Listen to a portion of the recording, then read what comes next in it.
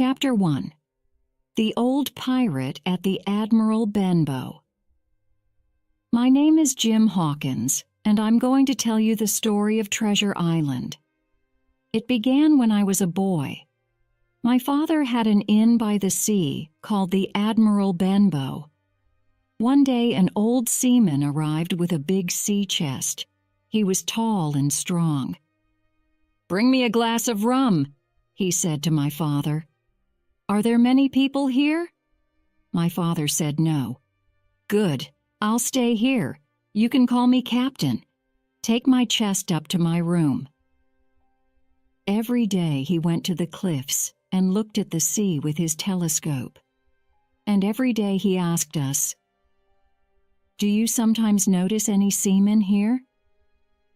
We began to understand that he didn't want to meet any seamen. One day he said to me, "Tell me when you see a seaman with one leg, and I'll give you some money." Sometimes the old captain drank a lot of rum. Then he sang, and he told us some horrible stories. He didn't pay us any money, so my poor father was unhappy, and he became ill. One afternoon, Dr. Livesey came to see him. In the evening, the doctor smoked his pipe with some friends. The old captain was there. "Silence," he said. "I'm going to tell you a story." "Are you talking to me, sir?" said Dr. Livesey angrily. "Yes." "You drink too much rum, sir," said the doctor. "One day you will die." The angry captain took a knife from his pocket. "Put that knife back in your pocket," the doctor said calmly, "or you will be arrested. I am also a magistrate."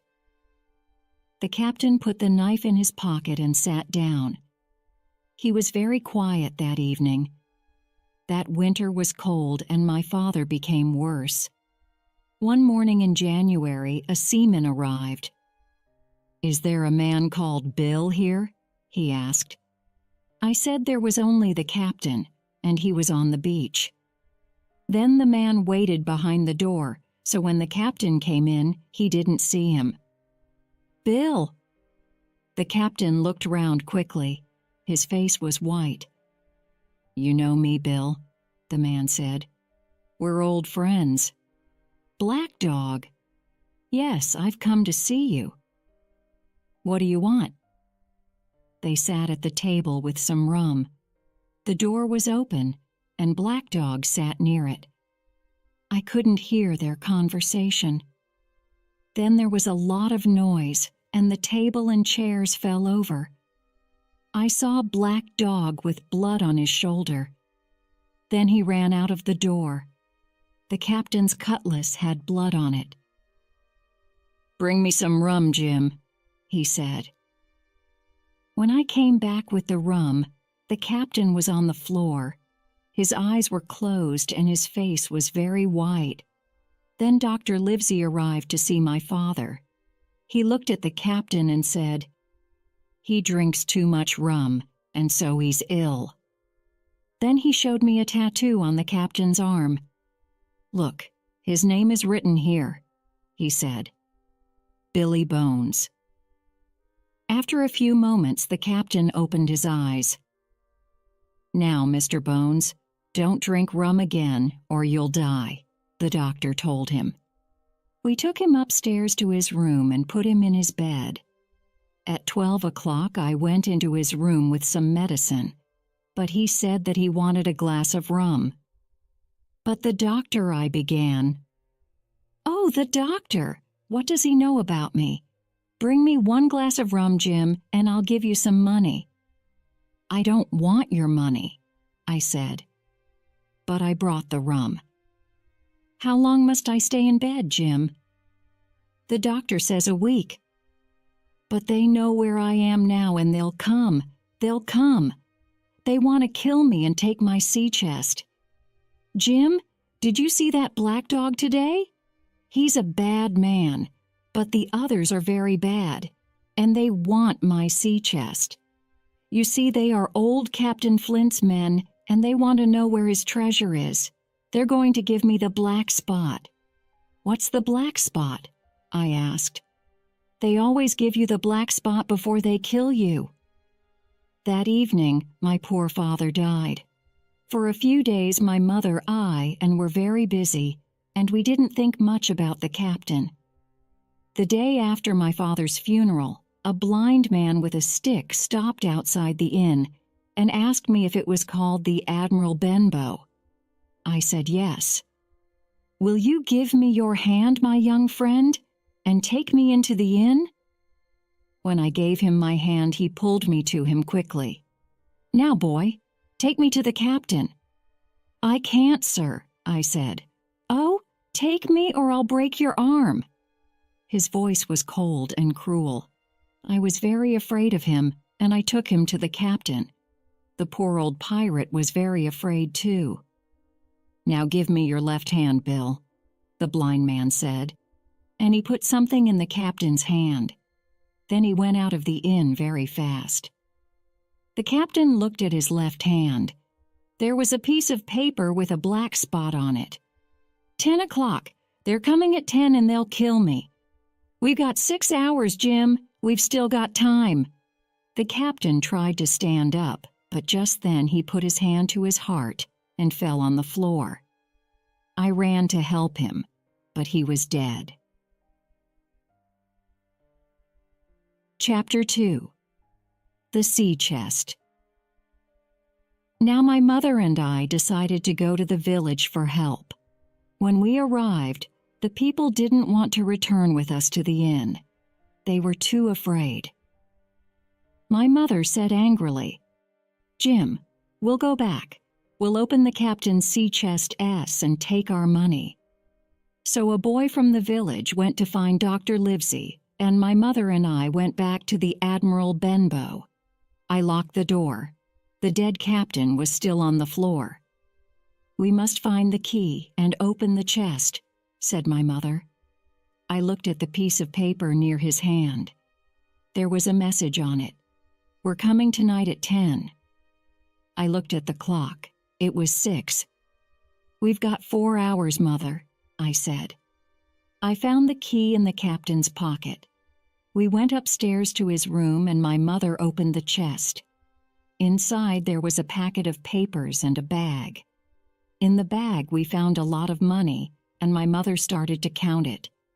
But then I heard the sound of the blind man's stick on the road. He tried to open the door, but it was locked. Then he went away. "We must go, Mother," I said. "He'll tell the other men, and they'll come here." "No," she answered. "It's only 7 o'clock. The captain must pay the correct money for his stay with us." And she continued to count the money. But soon we heard the voices of the pirates. We took some money and the packet of papers, and we ran out of the inn. Suddenly my mother stopped. "My dear, I can't run." "Oh, Mother," I said angrily, "why did you count all that money? Now they're going to kill us." Then she fell on my shoulder. Fortunately, we were near a little bridge. "Come, Mother," I said. "There's a bridge. We'll go under it, and the pirates won't see us." But I went back and stood behind a tree. I could see the road in front of our inn. Some men arrived. One of them was the blind man. "Go in," he shouted at the men. They found the dead captain and the sea chest upstairs. One man opened the window of the captain's room. "Pew, the chest is open," he told the blind man. "Is the packet of papers there?" said Pew. "We can't see it." "The boy has got it," said Pew. "Look for them, you dogs. Find them and we'll all be rich." "But we can take some money and go, Pew," said one man.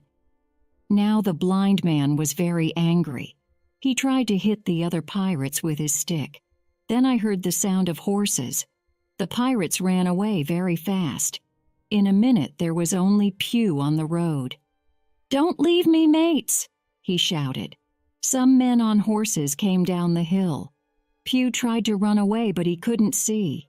He fell down, he got up, he ran. but he ran into one of the horses and he was killed. The men on the horses were police officers. With them was the boy from the village. "What did these pirates want?" one of the officers asked. I replied, "I think they wanted this." And I showed him the packet of papers. "I want to give it to Dr. Livesey."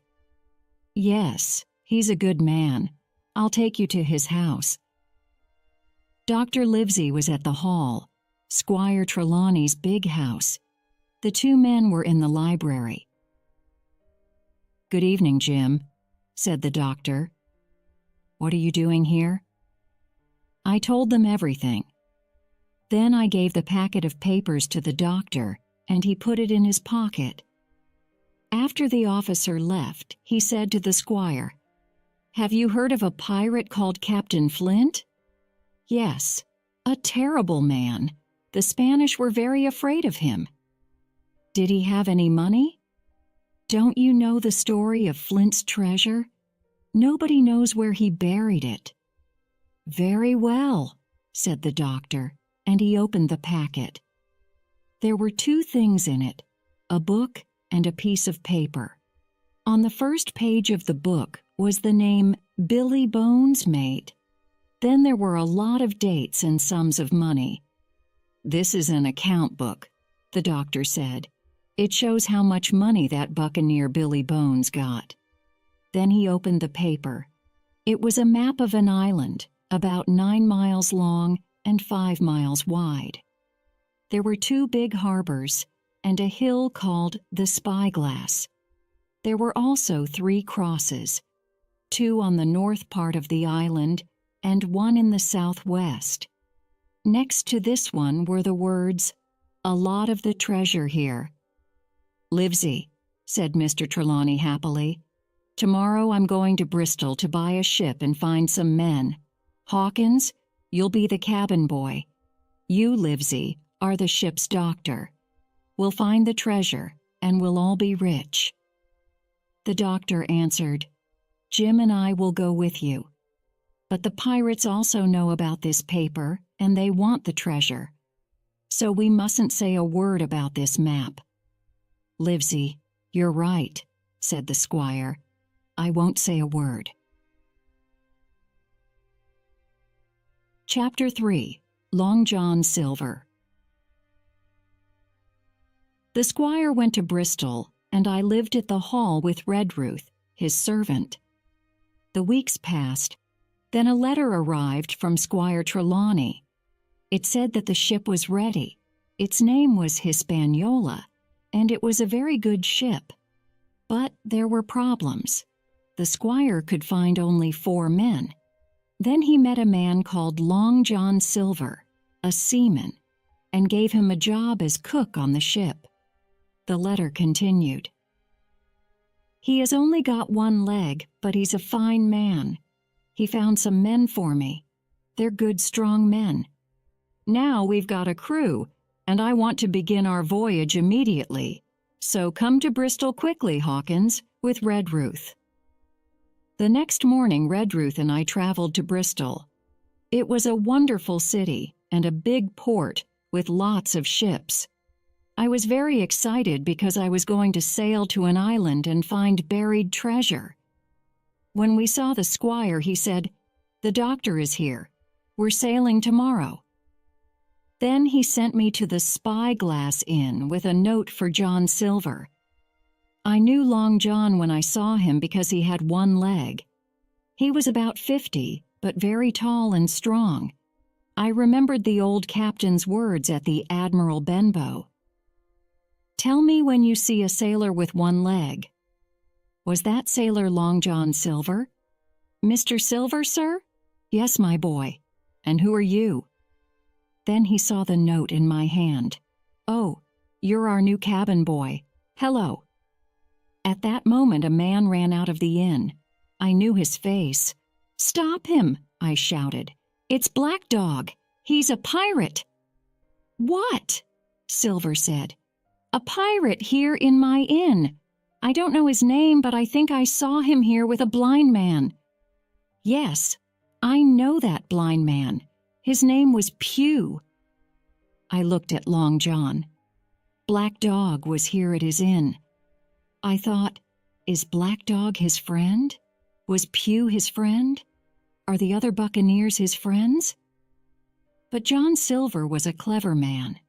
He smiled at me and he said, "Look, Hawkins, this is bad for me.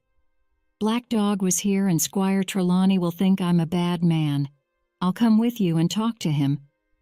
When Long John told the squire and Dr. Livesey about Black Dog, they believed him and thought that he was an honest man.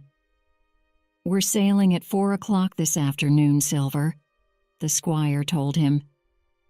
"Aye, aye, sir," said the cook, and he went away. When we went on board the Hispaniola, the captain of the ship was angry. He wanted to speak to the squire. "What is it, Captain Smollett?" said Mr. Trelawney. "I must tell you that I don't like this voyage. I don't like the men, and I don't like my officer." The squire was very angry, but Dr. Livesey said, "Why don't you like this voyage, Captain?" "The squire didn't tell me that we are going to look for treasure. I heard about it from the men. I don't like treasure voyages. They are dangerous, very dangerous." "I understand," the doctor said. "But why don't you like the crew? Aren't they all good seamen?" "Perhaps," replied the captain, "but I don't like them." "All right. In your opinion, Captain, what must we do?" "First, you must put the guns, the powder, and the ammunition near this cabin. Second, there are 4 good men, your men, Squire. They can sleep here, near your cabin." When Captain Smollett went out, the doctor said, "Trelawney, you have 2 honest men on this ship, Captain Smollett and John Silver." "John Silver, yes," said the squire angrily, "but not the captain, not him." When Long John Silver came on board, he said, "What's happening, mates?" "We're putting the guns and ammunition near the squire's cabin," answered one of the men. "Why?" Just then the captain arrived. "My orders," he said. "Now go down and cook the supper, my man." "Aye, aye, sir," answered Long John, and he went to the kitchen. "He's a good man," the doctor said to the captain. "Perhaps, sir." Then the captain saw me and said, "Go down to the kitchen and help the cook." I really didn't like Captain Smollett. Early in the morning the ship was ready, and we began our voyage to the island of treasure. John Silver could move very fast around the ship on his one leg. His friend Israel Hands told me, "He's very courageous, like a lion." All the men liked him. He did his work well. To me, he was always kind, and he was always happy when I came to the kitchen. In one corner, he had a parrot in a cage. "Welcome, Jim," he said one day. "My parrot, Captain Flint, says our voyage will be good." "Pieces of 8, pieces of 8, said the parrot. "You know, that bird is maybe 200 years old," Long John said, and he gave it some sugar. "She has sailed to many places, Madagascar, Malabar," and he told me wonderful stories about Captain Flint. I liked John Silver very much, and I thought he was a very good man. Captain Smollett was happy with the Hispaniola, and now he also said that the men were good, but he didn't know the voyage for treasure, and he didn't like the squire, so the squire didn't like him. One evening, just before we arrived at Treasure Island, I wanted to eat an apple before I went to bed. The apples were in some big barrels on deck. In one barrel there weren't many apples, so I climbed into it. I ate an apple, but I was very tired and I fell asleep. I woke up when I heard John Silver's voice. He was very near the barrel. I heard only a few words, and then I began to tremble. "Flint was my captain," said Long John to a young man called Dick. "We were all pirates, me and Pew and the others. I lost my leg and Pew lost his eyes. But I put a lot of money in the bank. Look at Pew. He was rich, and then he became poor. And where is he now? Dead. And where are Flint's men now? Well, a lot of them are on this ship." I trembled when I heard this. "I'm 50 years old," Silver continued. "After this voyage, I'm going to live like a gentleman. You can be rich too, Dick, if you help old Long John. What do you say, my boy? Give me your hand." Now I understood. This young man was honest, but now he was one of Silver's men. Then I heard the voice of Israel Hands, Silver's friend. "Look, I want to know something. How long must we wait? I want to kill that Captain Smollett. But when, Silver? When?" "You're not very clever, Israel," answered Silver. "You must wait. I'll tell you when. The squire and the doctor have got the map. They'll find the treasure and put it on the ship. For us. So we'll wait."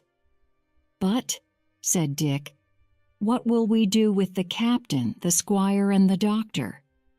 "That's a good question," the cook answered. "Well, what do you think? We can leave them on the island or we can kill them. Flint and Billy Bones always killed people. So I say to you, mates, wait, and then kill them. Dick, get me an apple from this barrel." I felt very afraid when I heard this, but I couldn't move. Dick came near the barrel. Then Israel Hands said, "Don't eat those bad apples. Let's drink some rum." When Dick returned with the rum, the pirates drank. Then a voice shouted, "Land ho!